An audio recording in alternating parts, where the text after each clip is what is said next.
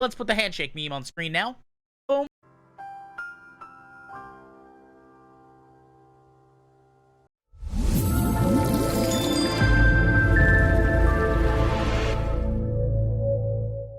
Hey y'all, it's Nim or Nimacree if you're feeling professional, and welcome to the YouTube video. Now today we're going to be talking about cross-faction. It's finally happening in World of Warcraft. Some people say it's been too long, some people think it's too soon. I'll let you decide that, but before we get started, if you like what I do, if you like what the channel does in specific, go on and hit subscribe and hit that notification bell to stay up to date with everything the channel does. In addition, you can find me on Twitch, and that's Friday, Saturday, and Sunday at 6 p.m. Eastern Standard Time. Without further ado, let's get started on cross-faction discussion. In the official WoW forums, a post by Ian Hazakostis says, development preview, cross-faction instances. So we'll go through this, and then we'll go through some stuff on Wowhead, and I'll give you my opinion throughout the way.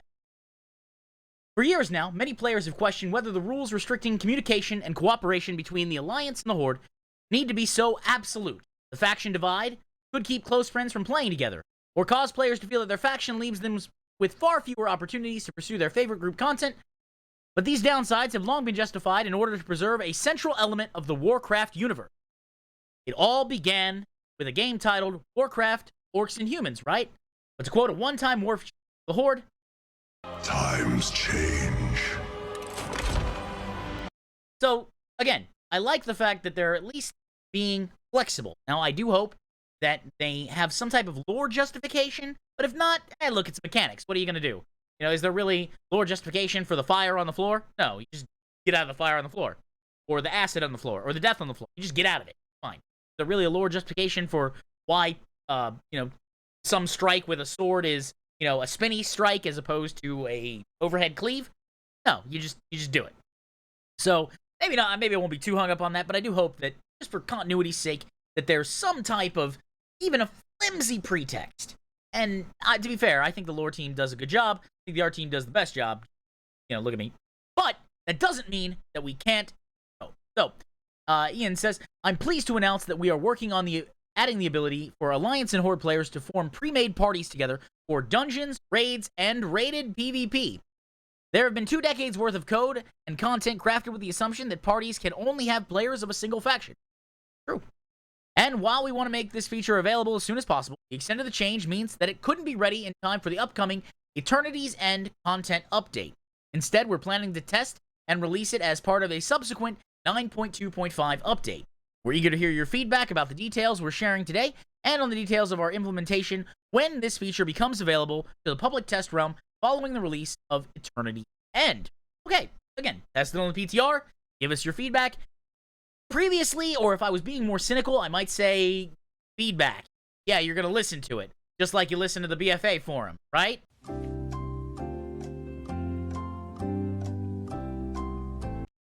But, seeing as how I think with Ian and the team is trying to be more proactive, listening to the community, and I like that. So far, I'm excited for Dragonflight. Of course, it is new content, and I'm a big fan of WoW, as you guys probably tell from watching the channel. Now, in crafting the rule set of this new feature, we were guided by 2 goals. 1, focus on organized instance gameplay. So, dungeons, raids, and rated PvP have been at the center of the most compelling arguments for relaxing the faction divide. This is the content that, by definition, requires a pre-made group, and thus social barriers will have the greatest negative impact on people's ability to access these experiences on their preferred terms. 2, make this an opt-in feature as much as possible. So in terms of in-world fiction and player preference, there have been decades of animosity to overcome. While we're excited to offer players the choice to reach across the faction divide and cooperate to overcome common foes, we know there are many who will react warily to this change, and we don't want to override those preferences. This is about increasing options for players. Now, that last sentence is the best thing that this article will say. This is about increasing options for players. The more options a player has, the more freedom a player has, the more engaged a player can be on their own terms. More engaged player is likely to keep playing. I'll give you an example. So, I recently started raiding with a guild, Horde side in Area 52. Now, I had to take a break for school stuff, right? But I started raiding them. I had to faction transfer and race chain. That was $55 or $50 or something like that. The thing is now I would have been able to previously. Now, if this were implemented, I don't have to pay that, and I can still play, which keeps me still logged in case just for whatever reason, in case I couldn't afford to do that race change and that faction change. And with money being tight and costs going up and inflation being nuts, and gas where I'm at is like $5 a gallon, and I'm in Ohio, so it's one of the it's not on the coast, it's not one of the more populated areas. Money gets tight. So I like that change. I think it's good. And again, increasing options for players, always a good thing. I've yet to see an argument against it, but we'll see what happens. Now, these guidelines led us to the following system. So, A, players will be able to directly invite members of the opposite faction to a party if you have battle tag or real ID friendship, or if you are a member of a cross-faction WoW community. Okay. B, pre-made groups and group finder listings for mythic dungeons, raids, rated arena/RBGs will be open to applicants of both factions, though the group leader may choose to restrict the listing to same faction applicants if they so choose. Again, player choice. And C, guilds will remain single faction, and random matchmaking activities like heroic dungeons, skirmishes, or random battlegrounds will all remain same faction, both because there's less faction-driven pressure around random groups, and to avoid compromising the opt-in nature of the feature by randomly placing a queuing orc in a group with a night elf. Okay, that's fine. I would like cross-faction guilds, especially opt-in, because you get invited to join a guild, right? And you can put a little icon or something on the window that, it's cross-faction. And I can only see that really being a problem if, it's RP guilds. I would say that's a problem.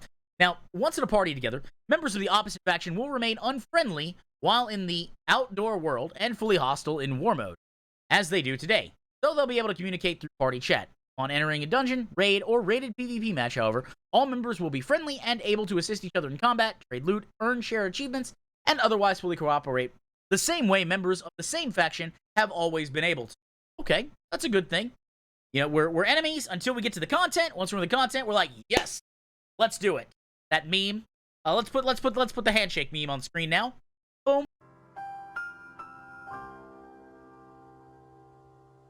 Okay, having enjoyed the handshake meme, a major goal in announcing this feature is to is to make sure we're capturing all the expectations and requirements for this to be a smooth experience. Again, you want to prep the community so that they understand what's going to happen, so that it's not just dropped on them like, oh my god, and then people freak out and sometimes attack devs on Twitter. By the way, look at me right now in the face. Don't harass the devs on Twitter. Just don't do it. Just if you're thinking about doing it, just don't. Go have a cookie. Or, I don't know, run a dungeon. Or run around the block. Or something. Just don't harass the devs on Twitter. Because they make the game that you really like. A group rating, doing Mythic Plus keys, or chasing higher PvP rating should be able to operate seamlessly, whether they're the same faction or cross-faction group. In fact, it might even open up new strategies with new racial. So that's something there to think about. This functionality will also apply to legacy instances and is available at all levels. Though there will be several older instances that cross-faction parties cannot enter, at least for now.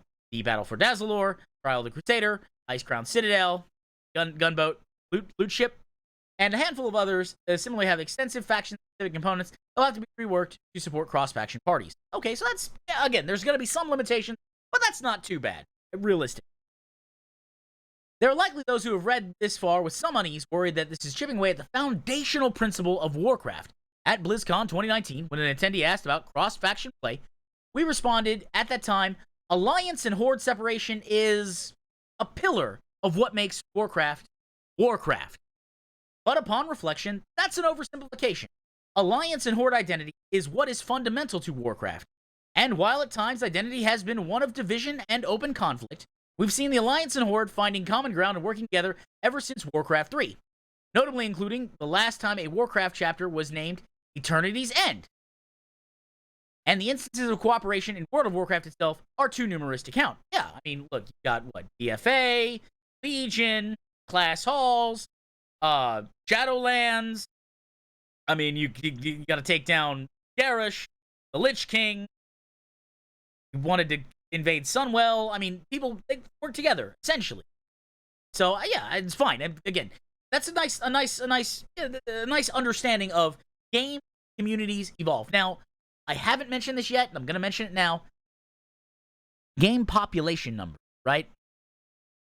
I haven't looked at the game population numbers, but I'm willing to bet that the faction imbalance, what I've seen on Twitter, is decidedly one way.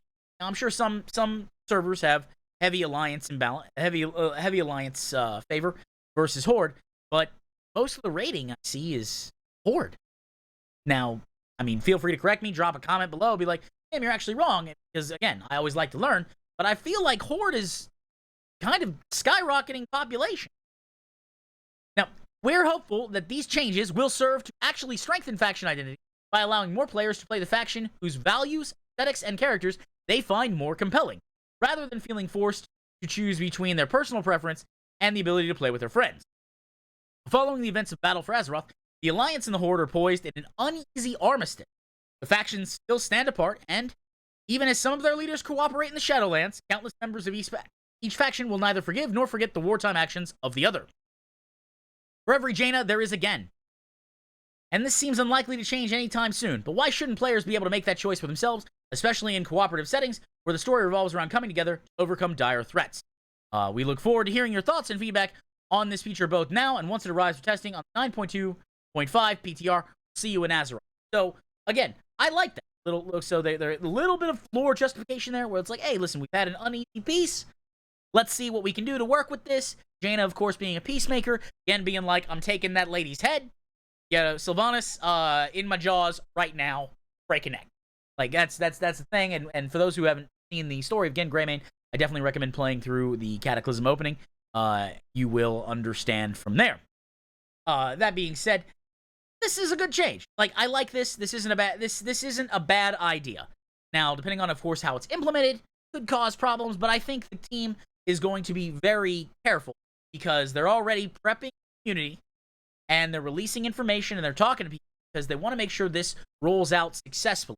Part of the problem in earlier expansions was a managing of expectations. So things would be promised and then cut, and then it's, oh, you took something away from me. As opposed to, oh, you gave me something cool. So let's take a look here at the Wowhead article. So this gives a little bit more here, and of course it's by Blizzard. So you can make frenemies of your enemies when you play, or when you party with players from the opposing faction. So as initially outlined in a previous post, cross-faction instances will break the faction divide by allowing friends from the opposite faction to play together. Will also expand opportunities for players to pursue their favorite group content. Perfect. So we already went over how they can invite. Not a big deal. We already went there, and so upon entering dungeon, there's the guilds, of course, remaining single faction. Legacy instances allowing it, man. That's right, Anixia, more dots. Well, we brought it for you. Now, these are the ones right here that they said, will be specifically, block due to faction-specific components. Trial of the Champion, Trial of the Crusader, Vault of Archivon, Icecrown Citadel, Baron Hold, Siege of Borealis, Battle of Dazalor, and Dark Maul Citadel, the Exiles Reach Dungeon. I've only ran that one once, but I don't remember it all that much. I was leveling a priest just to get the achievement. And then, of course, cross-faction instances are ready for you to reach cross-faction divide. Shadowlands 9.2.5 content update. We'll see you in the Shadowlands.